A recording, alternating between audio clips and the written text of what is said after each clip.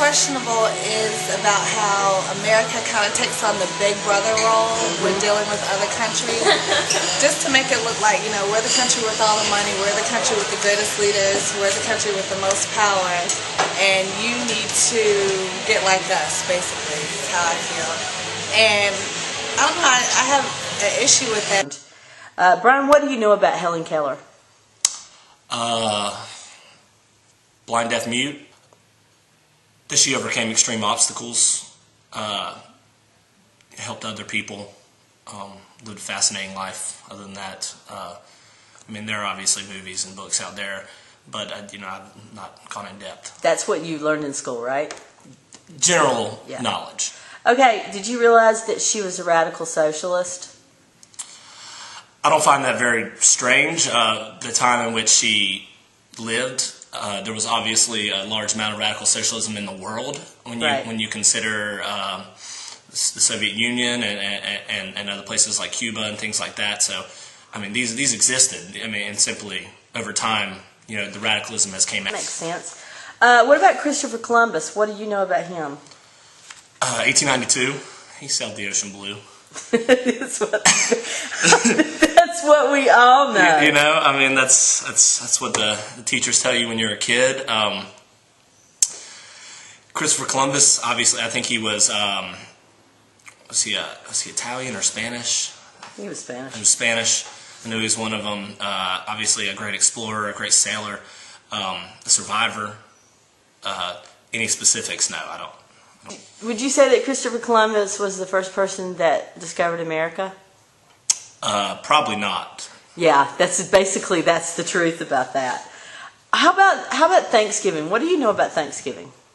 That it was originally a celebration of harvest. That was the original intention of it. Obviously, from the view of the cornucopia, which is like probably the most iconic image of Thanksgiving. You know, all those harvest foods that come late fall, right before winter. And I think it's what it was meant to be, was the last great meal before you set into the winter. Right. And now, obviously, history has celebrated it as it's coming together of pilgrims and Indians. Right. Do you believe that? Necessarily, I don't know if I believe it to the extent that history makes it. I'm sure there was obviously some dialogue between the two, especially over what kind of crops grew here naturally and wild game and things like that. But simply as a celebration of the harvest is what I... Did you actually realize it was a myth? I didn't realize this. That what was a myth? That Thanksgiving is actually a myth. It didn't really actually You mean happen. The actual cohabitation of pilgrims and the Indians. Right. It's actually a myth. I figured to the extent to which history or our books explained it wasn't quite true, and that's why I quantified it as saying the harvest meal. You know, we've always been told that the pilgrims start from scratch, but do you really believe that? Start from scratch? Yeah, they started from scratch in the wilderness. To an extent, yes. I mean, they came to a land full of foreign foods and diseases and people, and to an extent, to build a social network, they started from scratch. Necessarily to live, Here's one of my most important quotes in this book is, throughout southern New England, Native Americans had repeatedly burned the underbrush, creating a park-like environment. That's not exactly how it was told to me. Is that representative of what you learned? What I learned is that the first few examples of pilgrims were very unsuccessful. Mm-hmm. As is common when one settles a new land. Right.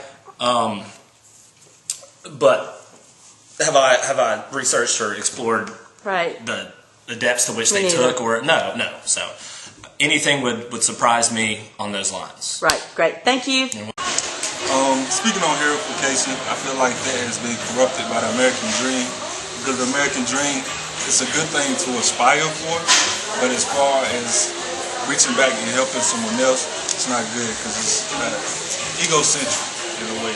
So it's focused on one person, an individual, instead of going back and helping people and bringing them up and showing them the way of life and their walk towards success. They don't do that more so and just focus on themselves. And as far as telling the truth needs to be known, but the real question is the public ready for the truth? Amen to that. So this is why this the fine line that you have between knowing the whole truth and being told little white lies so that you can see that things are working in a particular way. And that's the way I feel about it. How do you feel like the white lies have affected us as a country? I feel like it has skewed perspectives. Like we expect too much just because we are America and we run by that name. We are supposed to do a certain thing, but rather, as far as going back to the herification, building us up into that prominent figure above everyone else when everybody has flaws. And I mean, even heroes, your superheroes, they might have many, like Spider-Man or Superman or whatnot, but they had their flaws and they were able to I agree. Knowing that everyone is human makes us better humans. Yes. One of the big takeaways from Lies My Teacher Told Me was the subject of heroification. It's something I had not really ever thought about. It hadn't occurred to me the impact of making every past historical figure seem perfect. How that impacted us as a country, and how the decisions that caused us to make, and the outlook from other countries to us. It's a huge piece of this whole thing. You know, when we make a man look perfect, and of course he's not. How do children view that? Do they view that as something that means that they have to be perfect?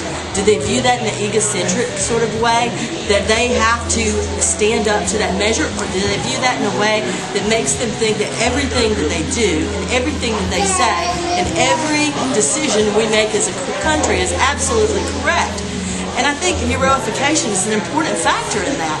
It's something that had never occurred to me, and it's something that I will take away and use in my classroom.